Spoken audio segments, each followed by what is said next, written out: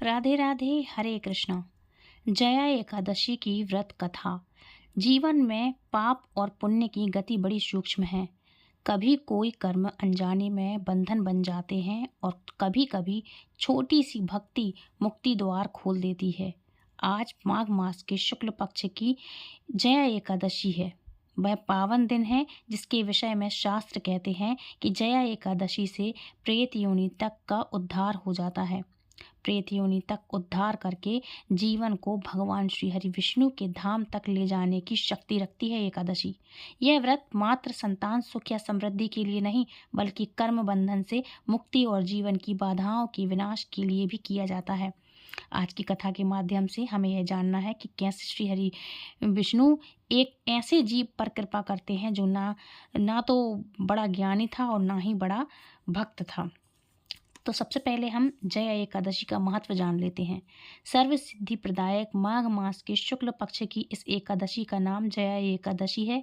इसके व्रत में भगवान कृष्ण के केशव नाम की पूजा होती है, मतलब केशव स्वरूप की पूजा की जाती है। इस व्रत को करने वाले को भूत प्रेत पिशाच आदि उत्कृष्ट योनि में जाने का भय नहीं रहता और अनेकों जन्म के पाप नष्ट होकर के इस लोक और परलोक में सभी सुख प्राप्त होते हैं।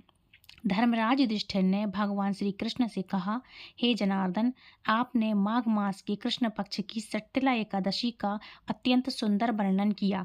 अब आप कृपया करके माघ शुक्ला एकादशी का क्या नाम है, व्रत की विधि और उस दिन कौन से देवता का पूजन किया जाता है, विस्तार पूर्वक कहिए।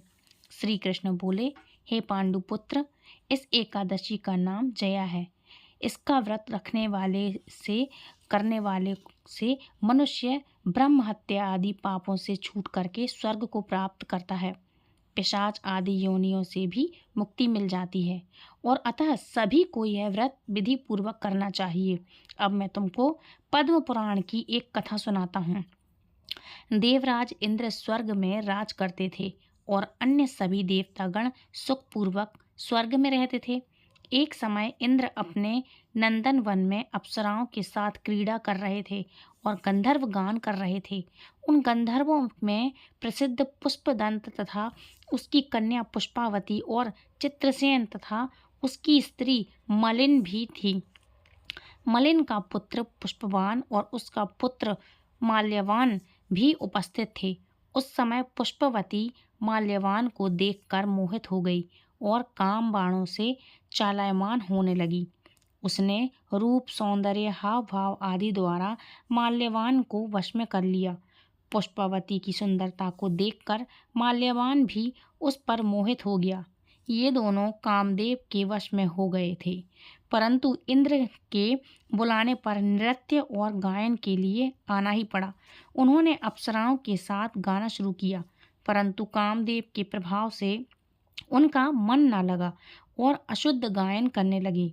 इनकी भाव भंगिमाओं को देखकर इंद्र ने इनके प्रेम को समझ लिया और इनमें अपना अपमान समझकर इन दोनों को श्राप दे दिया कि तुम मृत्युलोक में जाकर पिशाच का रूप धारण करो और अपने कर्मों का फल भोगो।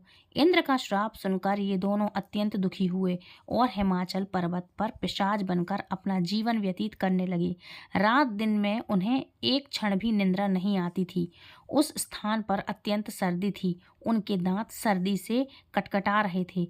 एक दिन पिशाच ने अपनी स्त्री से कहा, ना मालूम हमने पिछले जन्म में ऐसे कौन से पाप किए हैं जिससे हमें इतनी दुखदाई यह पिशाच योनि प्राप्त हुई है।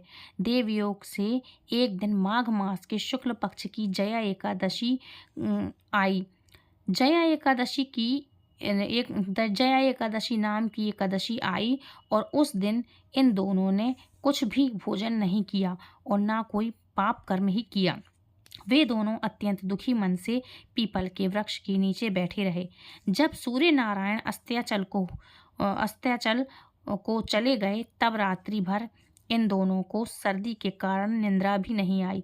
दूसरे दिन प्रातः काल होते ही इस व्रत और रात्रि जागरण के प्रभाव से इनकी पिशाच देह छूट गई और अत्यंत सुंदर वस्त्रों तथा आभूषणों से अलंकृत होकर दोनों ने स्वर्गलोक को प्रस्थान किया। उस समय आकाश में देवांगनाएं तथा गंधर्व उनकी स्तुति तथा पुष्प वर्षा करने लगे। स्वर्ग में जाकर उन दोनों ने देवराज इंद्र को प्रणाम किया। इंद्र ने उनको उनके प्रथम रूप में देखकर अत्यंत चकित होकर के पूछा, तुमने अपनी पिशाच योनि से किस प्रकार छुटकारा पाया? सब हाल बतलाओ। यह सुनकर माल्यवान बोले, हे देवेंद्र, भगवान विष्णु की कृपा और जया एकादशी के व्रत के प्रभाव से हमारी पिशाच देह छूटी है। तब इंद्र बोले, हे माल्यवान, भगवान की कृपा और एकादशी के व्रत करने से न केवल तुम्हारी पिशाच योनि छूट गई है, अपितु हम लोगों के भी वंदनीय तुम हो गए हो। भगवान विष्णु और शिव के भक्त हम लोगों के लिए भी वंदनीय हैं। अतः आपको धन्यवाद है, आप धन्य हैं। अब आप पुष्पावती के साथ जाकर विहार करो।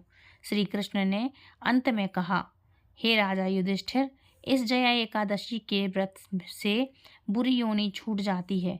जिस मनुष्य ने इस एकादशी का व्रत किया है, उसने मानो यज्ञ, जप, तप, दान आदि सभी पुण्य कार्य कर लिए।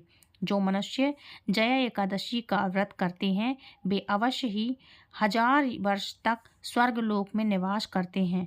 संगीत की देवी सरस्वती का एक अलौकिक वरदान है। ये एक साधना है, एक विद्या है। इसमें पवित्रता अत्यंत आवश्यक है। फिर जिस सभा में अपने से बड़े गुरुजन आदि उपस्थित हों, वहाँ प्राणी को संयम और मर्यादा को बनाए रखना चाहिए, ताकि गुरुजनों का अपमान न हो सके, उनका सम्मान बना रहे। और गुरुजनों का अपमान करने वाला मनुष्य तो घोर नरक का भागी बनता ही है। इस प्रकार धर्मराज युधिष्ठिर को जया एकादशी व्रत की दिव्य कथा सुनाकर भगवान श्री कृष्ण वहीं अंतर्ध्यान हो गए। ये थी जया एकादशी की व्रत कथा। सभी मिलकर प्रेम से बोलिए, भगवान श्री कृष्ण की जय। श्री कृष्ण विष्णु भगवान की जय। अब आप सभी की मनोकामनाओं को पूर्ण करने वाली दूसरी कथा को भी सुनते हैं। एक बार देवर्षि नारद जी बैकुंठ लोक को गए। वहां उन्होंने भगवान श्री कृष्ण और लक्ष्मी नारायण जी को प्रणाम किया। फिर नारद जी ने श्री हरि से कहा, प्रभु, अब धरती पर आपका प्रभाव कम हो रहा है। धर्म पर चलने वालों को कोई अच्छा फल नहीं मिल रहा है। जो पाप कर रहे हैं उनका भला हो रहा है। तब श्री कृष्ण कहने लगे, ऐसा नहीं है देवर्षि, जो भी हो रहा है सब नियति के कारण हो रहा है। श्री हरि की बात सुनकर नारद जी बोले, प्रभु, मैं तो देखकर आ रहा हूँ कि सभी पापियों को तो अच्छा फल मिल रहा है, लेकिन भला करने वाले और धर्म के रास्ते पर चलने वाले लोगों को बुरा फल मिल रहा है, उन्हें दुख भोगने पड़ रहे हैं। भगवान ने कहा, देवर्षि, कोई ऐसी घटना बताओ जिससे तुम्हें यह लग रहा हो। नारद जी कहने लगे, प्रभु, अभी अभी मैं एक जंगल से आ रहा हूँ। वहाँ पर एक गाय दलदल में फंसी हुई थी। कोई भी उसे बचाने वाला नहीं था। थोड़ी ही देर के बाद मैंने देखा कि एक चोर उधर से गुजरा। दलदल में फंसी हुई गाय को देखकर वो रुका तक नहीं बल्कि उस गाय पर पैर रखकर वह दलदल से भरा हुआ घड़ा लांग कर आगे निकल गया। आगे गया तो उस चोर को सोने की मोहरों से भरी एक थैली मिली। थोड़ी ही देर बाद वहां पर एक साधु महाराज आए। उन्होंने उस गाय को दलदल में फंसा देखा तो गाय को बाहर निकालने की पूरी कोशिश की और पूरी तरह लगाकर आखिरकार उस गाय को निकाल लिया। गाय को बाहर निकालने के प्रयास में वह साधु महाराज खुद दलदल में लथपथ हो गए थे। जब वह साधु महाराज आगे बढ़े तो एक गड्ढे में गिर गए और उन्हें चोट लग गई। प्रभु, अब आप ही बताइए, यह कौन सा न्याय है? नारद जी की पूरी बात सुन लेने के बाद श्री हरि बोले, देवर्षि, यह सही ही हुआ।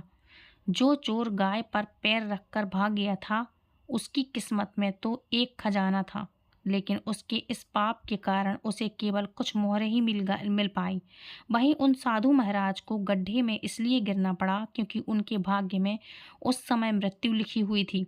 लेकिन एक गाय को बचाने के कारण, दलदल से बाहर निकलने के कारण उनके पुण्य बहुत अधिक बढ़ गए और उनकी मृत्यु बस एक छोटी सी चोट में बदल गई। इंसान के कर्म से ही उनका भाग्य तय होता है देवर्षि, इसलिए अच्छे कर्म करना कभी भी नहीं छोड़ना चाहिए। श्रीहरि की बात सुनकर देवर्षि नारद मुस्कुराते हुए और प्रभु को प्रणाम करते हुए नारायण नारायण कहकर प्रभु की रचाई हुई सृष्टि की अन्य लीलाएं देखने के लिए चल पड़े। प्रेम से बोलिए लक्ष्मी नारायण भगवान की जय हो, भगवान श्री कृष्ण की जय हो, एकादशी मैया की जय हो। फ्रेंड्स, ये थी आज की कथा। Please do like share and subscribe. Hare Krishna, Hari बोल, राधे राधे।